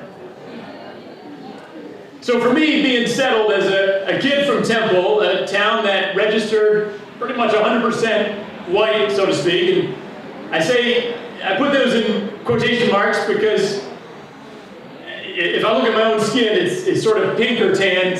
Nobody actually has white skin, and I think we came up with those labels rather artificially to accentuate differences that are false. But folks of European descent, we were 100% of the population in Temple, and to be settled there was to never have to think about race was to never be taught in my grade school through high school, and frankly even through college, to never have been taught that decades before New Hampshire became New Hampshire, was established as an independent colony, we were practicing slavery right here in New Hampshire back in 1645. When my 12 generations were getting started here, and I'm proud of those roots, at that same time we were stealing people. The first documented instance, a man from Guinea, we don't even know his name, but we brought him here in chains, spent a life of servitude in Portsmouth, and his owner was punished by the Puritan authorities, not for owning another human being, but for working as human chattel on the Sabbath. That's part of our complicated story in New Hampshire. We know that on the eve of the Revolutionary War, and I didn't know this because being settled as a kid in Temple meant not being taught this history, but we know, in fact, that on the eve of the Revolutionary War, we'll get to the Civil War,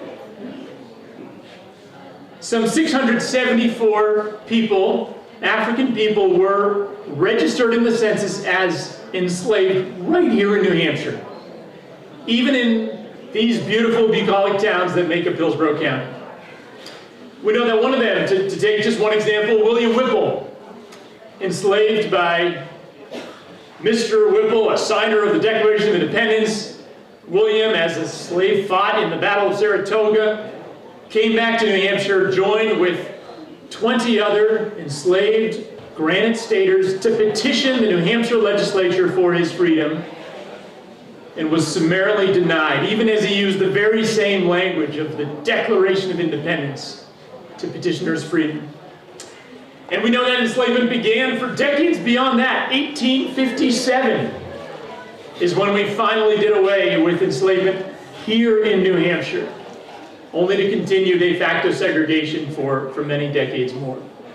So being settled as a New Hampshire kid meant not learning any of this, meant having every one of my role models be folks like me of European descent who just confirmed and conformed to my worldview and made it kind of easy to inhabit the privilege that I didn't even know I had, but the truth is I did have it. But like all of us, life takes its turns. Some of them expected, many of them unexpected, and without giving the whole story and trying to embarrass my dear wife back there somewhere with the kids, I went off had an unexpected opportunity to study grad school in England and inconveniently fell in love with a South African woman, and boy did I start to learn, to just learn so much that I hadn't been taught about who I was, where I came from in my state. And so to get to the present, in this past session, I don't need to tell you, many of you were there in Concord putting up a good fight.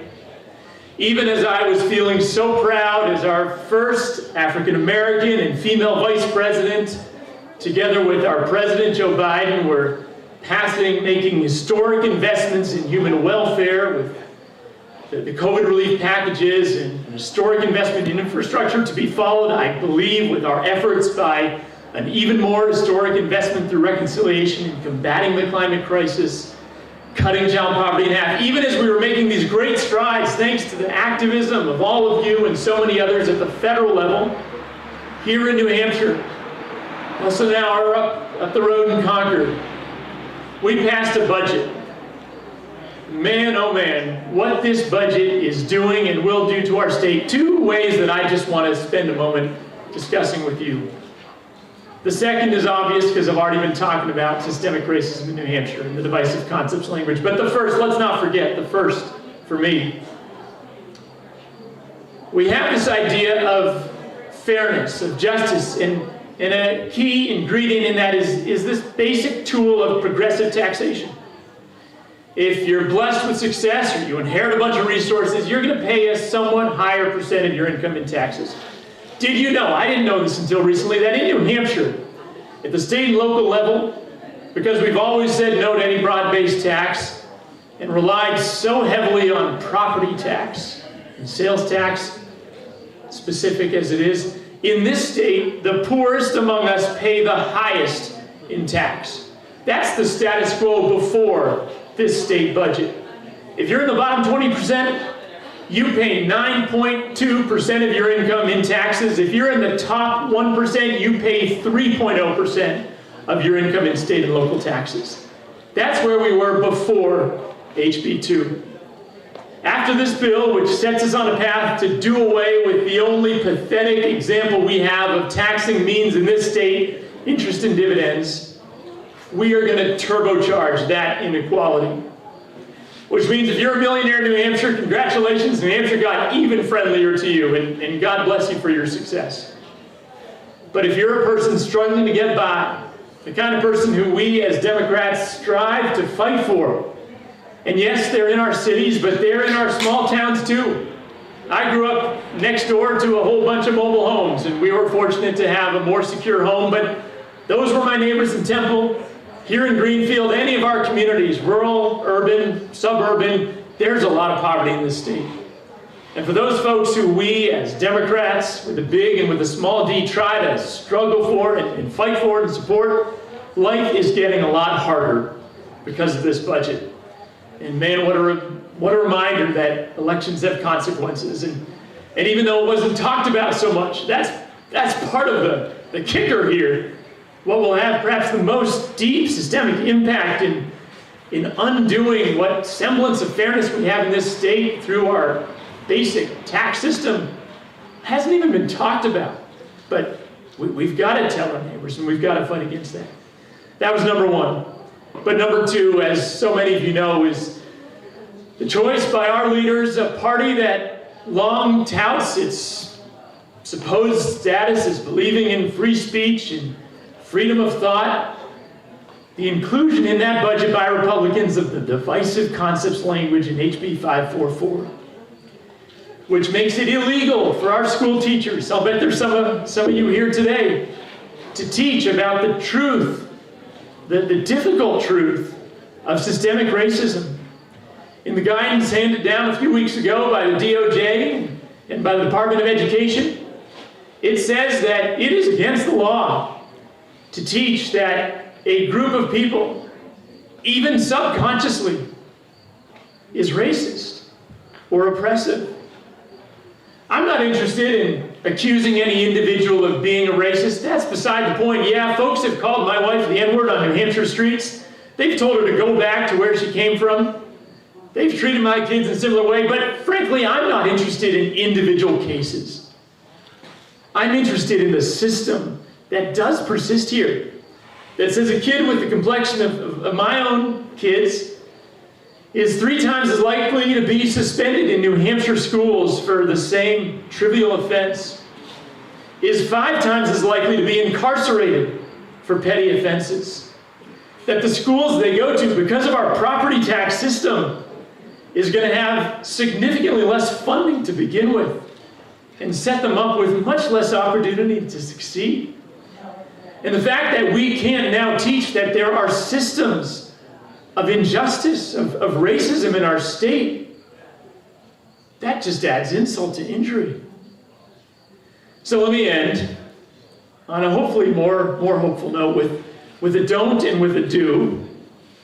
The don't is obvious. Thanks to gatherings like this, us chipping in our $22 for a ticket, maybe a bit more to support our local parties. At the county level, thank you Hillsborough County and the committee putting on this event, thank you. At our town level, all these little committees, and great to see Laura here with the Temple Dems, few in number, but strong and growing in numbers. Starting local, at the state level, we have got to remember that it's not just those big shiny elections. Thank God for President Biden, Vice President Harris, and our 4-member congressional delegation on the Democratic side from New Hampshire, but it's the local and state elections that matter so much too. We've got to vote down those ballots, and we've got to tell our friends and neighbors. So the don't is don't elect a majority that will turbocharge this inequality and will make it illegal to tell the truth of racism in New Hampshire.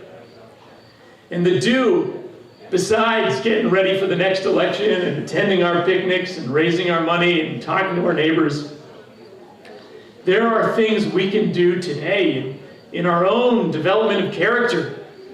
a conservative, George Will, reminds us that statecraft is soulcraft, that we need to be developing our own understanding, engagement with the truth. And so we can learn about the fact in our own lives that, one town away from here in Hancock, a guy by the name of Jack, who we know precious little about, was enslaved, but attained his freedom.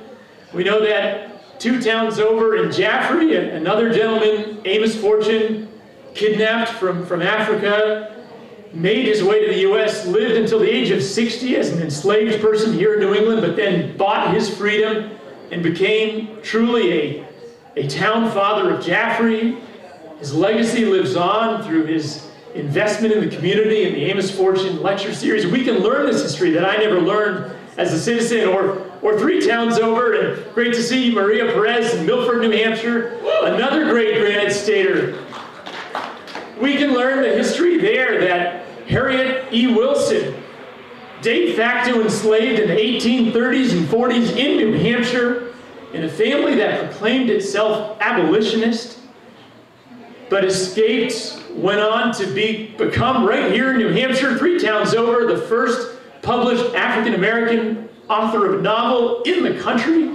We can learn that history and be proud of that and tell that and teach it to our kids and read her amazing story, autobiographical novel.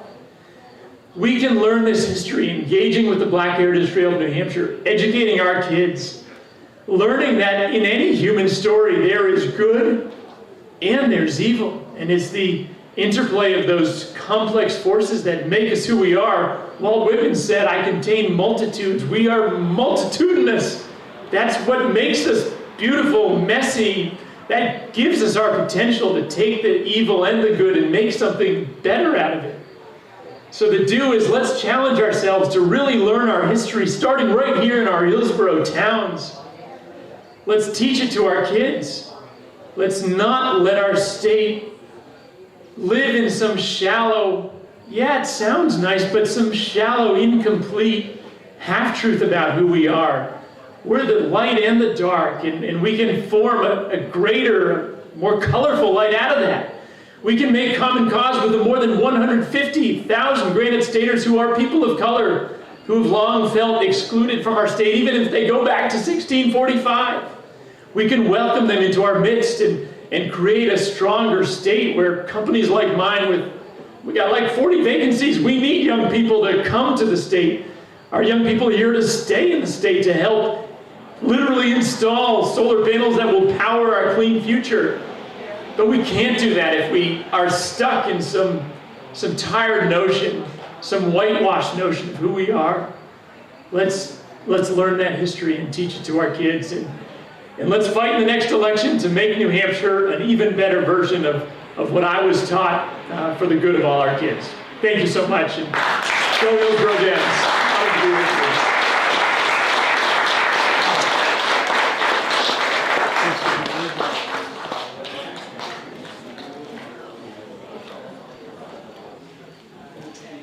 Thanks, Dan.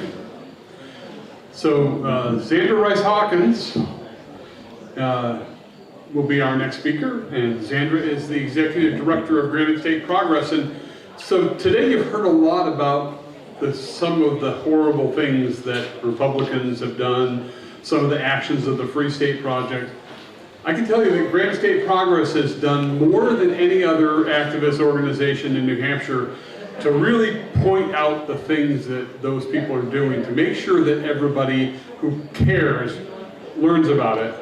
And she's a good speaker on almost any subject, but this is a subject that I think is really important. And so please listen and welcome Xandra.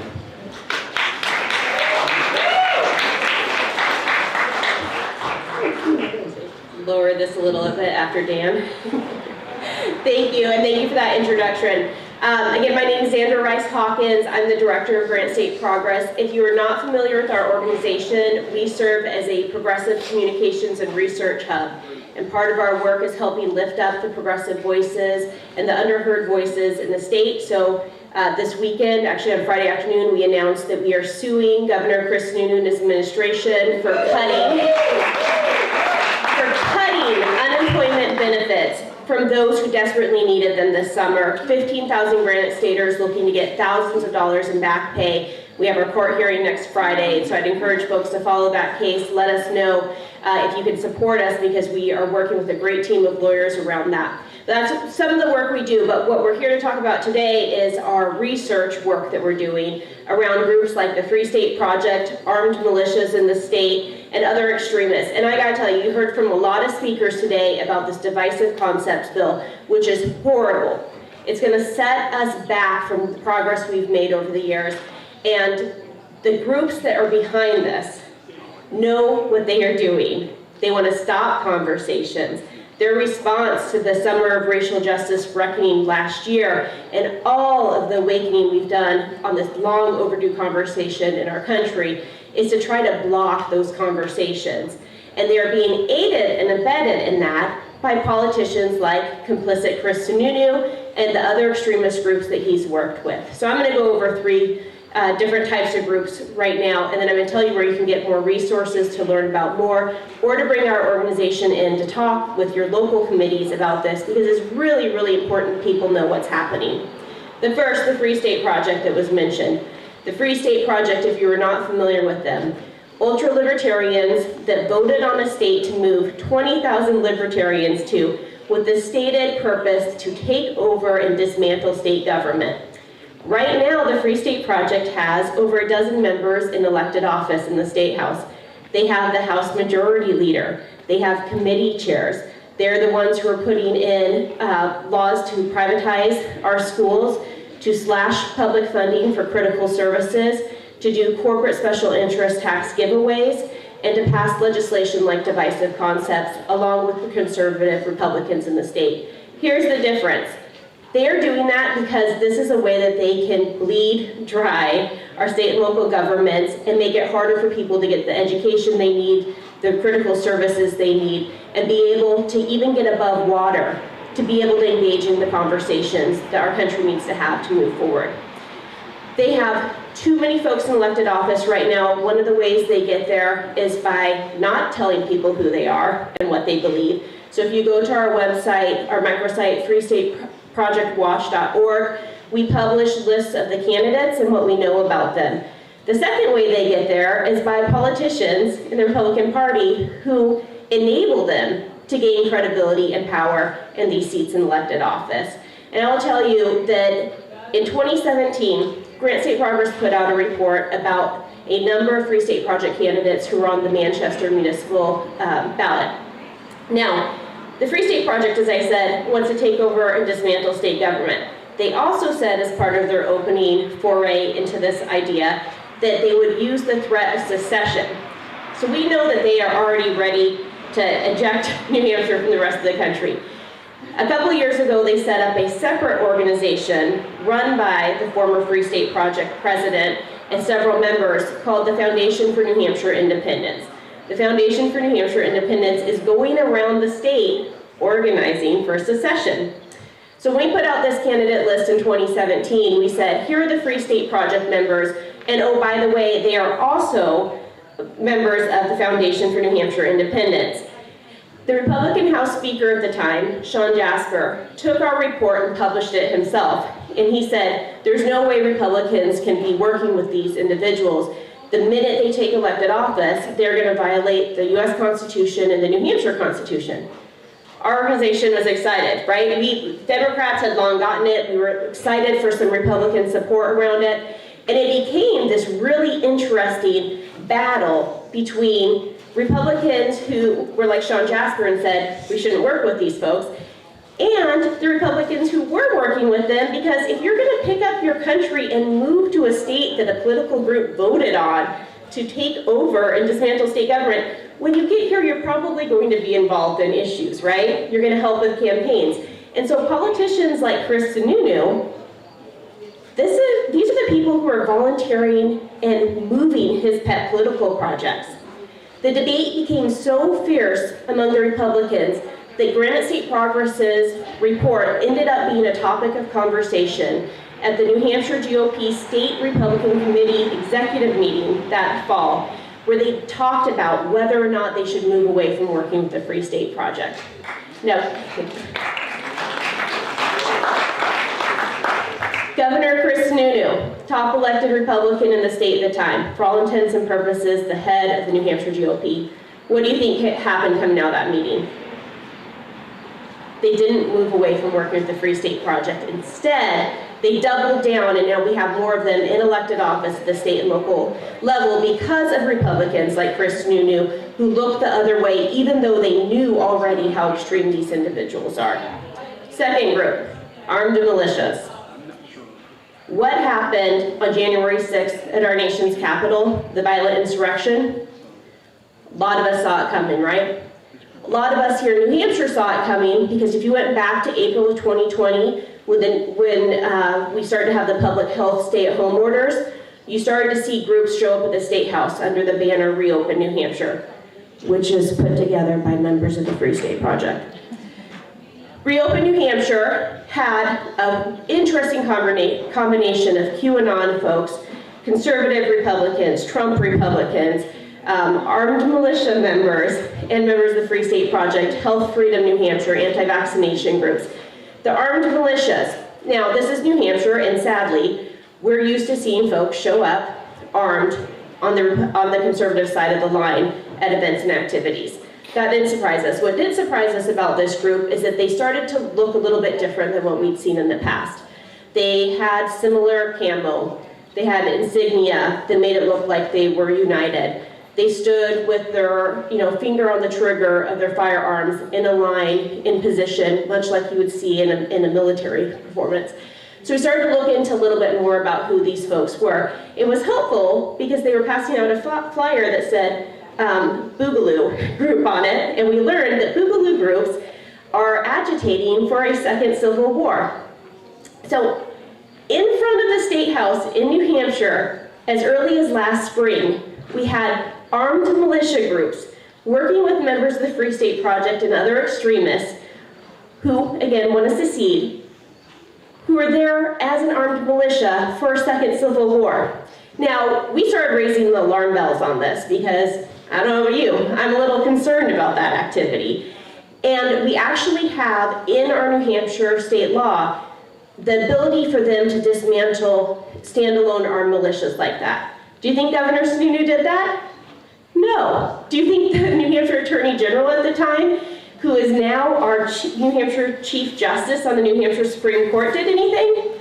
No. In fact, they let these groups go, and what Governor Sununu said, again, complicit Chris Sununu, was that he understood and empathized with the concerns that they had. Bring us up to January 6th, violent insurrection at the state capitol. Governor Chris Sununu cancels his public inauguration because of armed protesters outside his home and the concern for armed protesters at his inauguration. On January 6th, New Hampshire House is meeting. Resolution goes in to condemn the violent insurrection in DC. 33 state House Republicans voted against that resolution. 6 of them had already signed a letter in November saying that we had that the elections in New Hampshire were not valid, and thus our state was null and void. They were voting at the State House for a state that they said was null and void. Did the New Hampshire Secretary of State do anything about that letter he received? No. Did Governor Chris Sununu do anything about that letter he received? No. Did the New Hampshire Attorney General, now New Hampshire Chief Justice of our Supreme Court, Governor Sununu's pick, do anything? No. Time and again, we have seen the writing on the wall. I am worried about the state of democracy, not just here in New Hampshire, but across the country, because it is extremists like this that have been doing these activities in broad daylight, and it's politicians like Chris Sununu who have continued to coddle white nationalism, violent tendencies, extreme rhetoric, instead of standing up to them. And we all need to stand up. The future of our country is at stake here.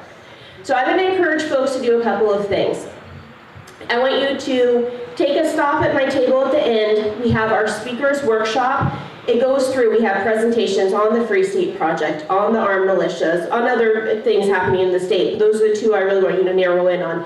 Have us come to your committee meetings, have us come to local groups that you're involved in. Let's get the word out and talk a little bit about what's happening.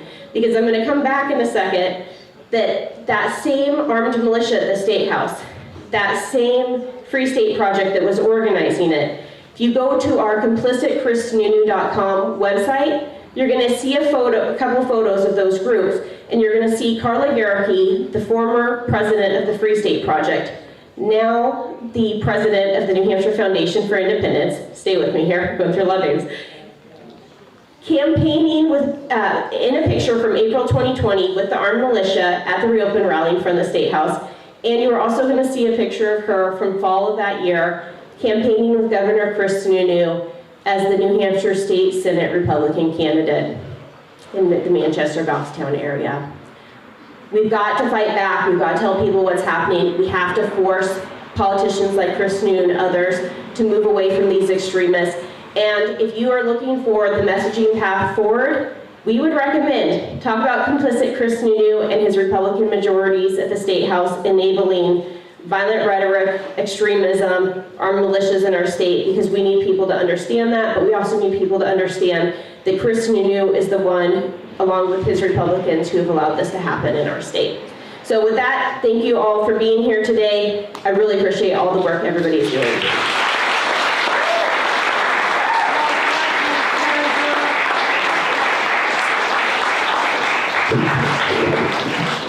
Thanks, Sandra. And I encourage everybody to follow what Sandra said and to pay attention to their website, because it's so important to shine a light on what the Republicans are doing. And maybe if the light's bright enough, the cockroaches will scurry off into the corner. So our next speaker is Chris Schultz. And Chris is a friend of mine. Chris was my front seat neighbor in the House. And I can tell you that no one was more focused on helping people who needed some help financially, who were struggling with pay or housing.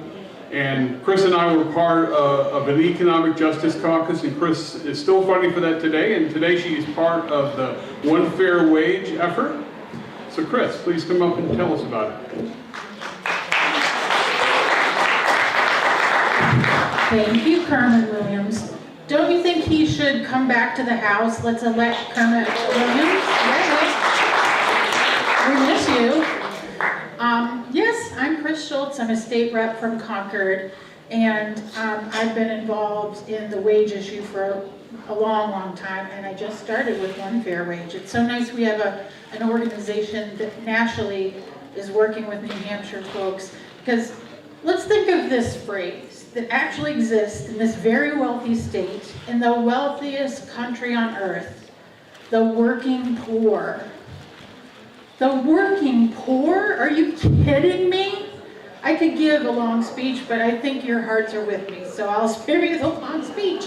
But we've got to eliminate that. That is the worst oxymoron that we should ever have, that people are doing everything that we ask of them, so to speak, as Americans, working hard to put food on the table, and yet they cannot make that paycheck stretch.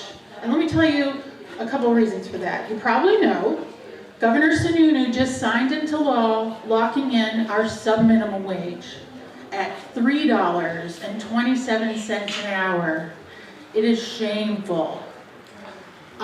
He also has said, and he's been correct in his actions, that he will veto any minimum wage bill that comes across his desk, including mine, a $15 minimum wage.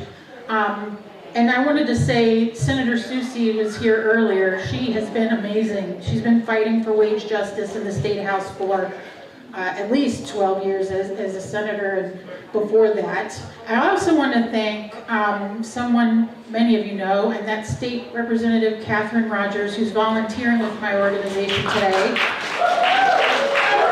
She gave a very moving speech on the state budget in our last session day when we unfortunately passed that board budget that you've heard speech after speech about now, giving her own testimony about her recent diagnosis with uterine cancer and talking about how invasive it is to have a vaginal ultrasound. I realize that's not the One Fair Wage issue, but since she's here with us today, I wanted to make sure folks knew that she was among a small cadre of brave folks who used their own experiences to benefit all of us. And unfortunately, while we lost that battle, we're gonna win the next one. So One Fair Wage is looking at the federal level. You've probably heard of the Raise the Wage Act, and that is the bill to get to $15 over 4 steps, and Annie Custer and Chris Pappas have supported it. We think we are going to gain our Senators Hassan and Shaheen, but with your help, and with the help of the many restaurant workers and restaurant owners that have signed up for this, I think that we can level the playing field and ditch the sub-minimum wage for good. 7 states have already done it. You know, states like California, but also states like Nevada, Minnesota, Alaska. And in those states, even big restaurant corporations like Darden have said to their shareholders, their profits are higher in those states. Go figure, people have more money in their pocket. They can now afford to eat out with their family. Oh my gosh, the successes of our restaurants get even better. So that's really what we're looking at here, is just to get rid of a sub-minimum wage, which we've heard multiple history lessons on so many different things around race. Here's one that is new to me, that's pretty recent. Why do we even have a sub-minimum wage? Well, we know we've had tipping for centuries, but the sub-minimum wage in America comes out of the other NRA, the National Restaurant Association, when slavery ended. It was a negotiated way to get former slaves' wages to be forced to a lower rate, and force them, and they were already in a tipped wage job, to force them to pander basically to white people. So, you know, the porters in the trains, the restaurant workers in the South, those industries rose up and said, let's create this lower wage and save tips on top. So that's what we're talking about here. The history of the sub-minimum wage in America is from slavery. And all that time, New Hampshire's gone from $0 to $3.27 an hour. We need to end that, and with your help, we will do it. So thank you for your time. Look for us on social media. Sign up before you go. We really need to raise the wage. Everyone deserves it.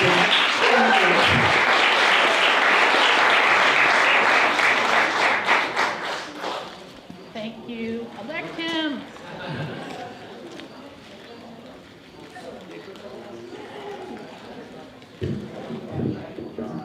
So Maria, I'd like to let Maria Perez have a minute to speak to you. So Maria is a state representative from Milford, and go ahead. Thank you for giving me the opportunity. My name is Maria Perez. I'm a state elected official from District 23 in Milford. I'm the chair of the Latino Caucus. I represent 40,000 Latinos in New Hampshire. I'm part of the executive committee in New Hampshire as well. I just asked for a minute because I would love to thank everyone who's supporting our communities, our diversity and inclusion. Now more than anything, we need diversity and we need inclusion. We need our people to feel like welcome. We need to make sure that our communities, not just the Latino community, but all the diversity, all the immigrants and people of color feel like we care about them. We care about them all the time, not just when it's time for election. We don't ask them to vote just when we need them. We want to make sure that we include them every time that we have committee meetings, every time that we have these kind of events. We have to make sure that people feel welcome. We have to make sure we work for our communities, and we have to make sure that we include everyone. Not just people of color, not just people, immigrants, but people with disability. We have to make sure that we include disability as part of our diversity and inclusion. Thank you so much.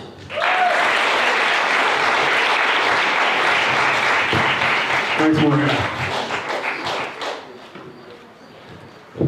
So we've heard a lot of maybe things that are kind of tough in New Hampshire right now, and things that have been difficult for people. But it isn't hard to find places where people have it a lot worse than we do. And I guess I'm thinking specifically of Afghanistan and what's going on there right now. And while I think the U.S. is doing the best they can getting people out, there's people who don't want that to be successful.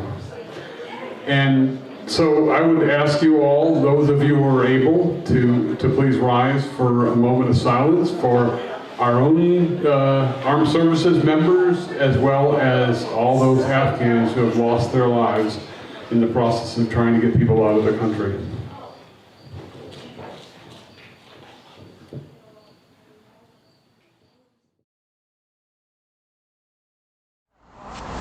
So we are here every Friday, and it depends on the week, but if you join our Facebook page, Fridays for Future Jaffrey, New Hampshire, you can see our posts. We post photos, we post when we're going to meet here every week,